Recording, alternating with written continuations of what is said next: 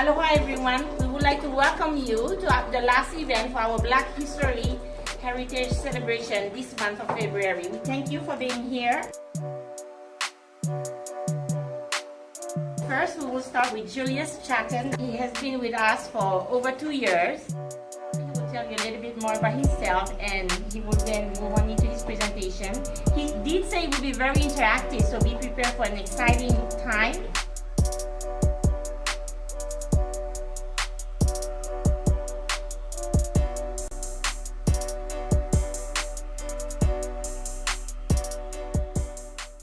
So I wanted to start off with a little bit of a question. Let's say, for example, you have someone visiting from a foreign country, and they have decided to offer you thousands of dollars, and the only thing you have to do in return is tell them a little bit about your culture. Do you think you could do it? Do you think it would be easy enough? I mean, it sounds pretty easy, right? Mm-hmm. But the truth is, it might not be so easy. What exactly does culture mean? Basically, everything that you do as a group of people. You know, your customs, your foods, your practices, your religion, it could be anything, your faith. It all makes up the culture that you are. We have the Pacific Islanders, as we know. Miss Rose is as part of that group, and Roxanne, a lot of people here. We see that they are immortalized with tribal tattoos, for example, and the iconography with regard to the flowers. That's Miss Rose's trademark, the flower in the hair. Latin American, of course, this is a big part of our staff here. Indian culture as well. Very prominent actors in Indian culture there, and some of the Indian food that we have here. She's from India. Yes. The Caribbean islands, you know, Rihanna, of course. Where's Miss Candace? Miss Candace! Oh, okay, I didn't realize. Okay, so you know, I mean, of course, and of course the food that everybody talks about. And of course Africa, we have a lot of people from Africa. Africa is such a large continent that, I mean, we just can't squeeze everything into one slide, of course. But I decided to take east, west, south, and north and put it all together in one slide. But what is African American culture? I mean, do any of us actually have a specific frame of reference for African American culture? I have been on a lifelong journey trying to figure out what African American culture is, because for me it's always been a little bit difficult to try and figure out. His mom. So this is my grandmother, and this is my grandfather, and this is the house that I grew up in. I was born in Hollywood, raised in Los Angeles. My mother and my father there. My father's actually Ethiopian, and there I am, very in. When I was growing up, one of the things that my family believed in was education. It was very, very important. So one of the things that was like a must for me was going to Catholic school. I was raised Catholic, so you know, from first grade upward, I went to Catholic school. And so this is me in first grade. This is my first communion.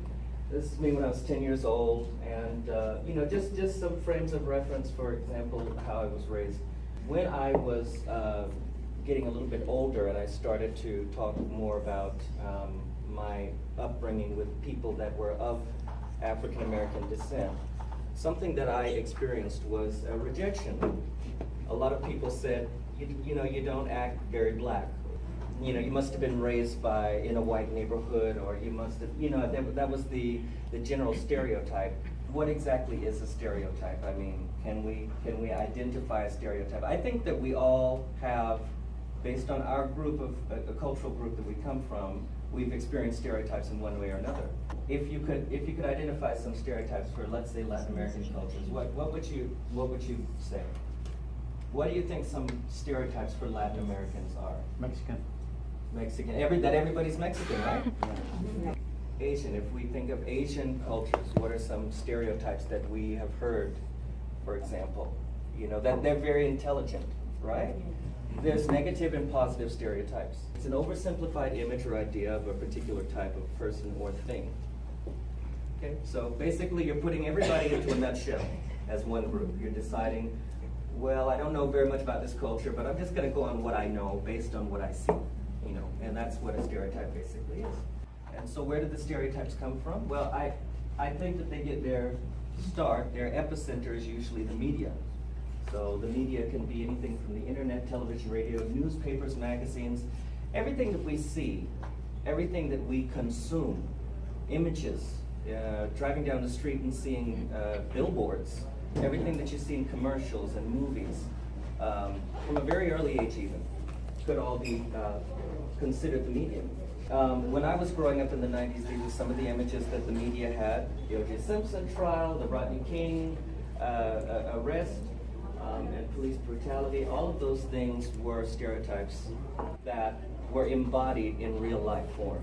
So there you now have a reinforcement of the stereotypes based on the things that are being seen in the news. And I think that sometimes filmmakers attempt to address stereotypes in their work. So they'll try to dissect some of the things that we see. Why is there such crime? Why are there so many gangs? Why is there so much drug abuse? And so they'll make films, and unfortunately, a lot of times the overall artistic message is lost in translation. So the people who consume those films, they might think, well, here you have black people of color making films about these stereotypes, so they must be true. This is what a lot of people think, and even, unfortunately, even people of color think that this is who we are as a culture.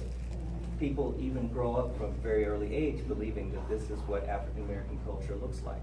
So when you have images such as these, The Cosby Show, A Different World, Living Single, Girlfriends, although they're very entertaining, unfortunately, a lot of times they're seen as unrealistic or unapproachable because what we've seen previously is what is mass-produced, you know, in the media. What we have to realize and remember as a African American culture is that the birthplace of civilization is Africa. 2.8 million year old jawbone. It is the oldest human remains on record, and it was found in Ethiopia, which is right about here. The first civilization, the ancient Nubian kingdom of Kush, 1,000+ years before Christ. Recently, there was someone who told me that she believed that we were just having a conversation about culture, and she didn't think that I was black. So she was talking to me very candidly about her impressions of black Americans, and she actually said to me, I just think all black people are dirty.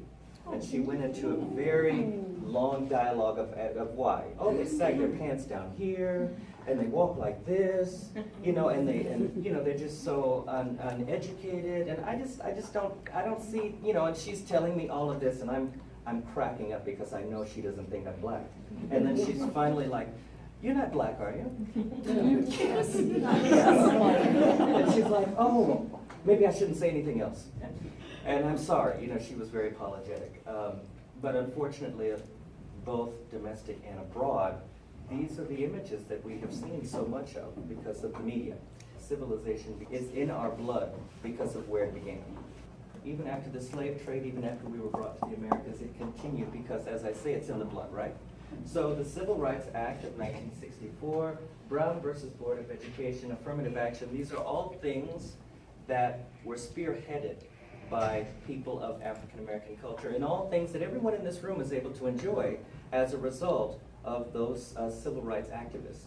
So affirmative action actually affects very positively women in the workplace, for example. So you have all of these very strong, prominent people in this room who are heads of department, heads of human resources, and prior to the 1970s, it would have been a completely different landscape had affirmative action not been put into place.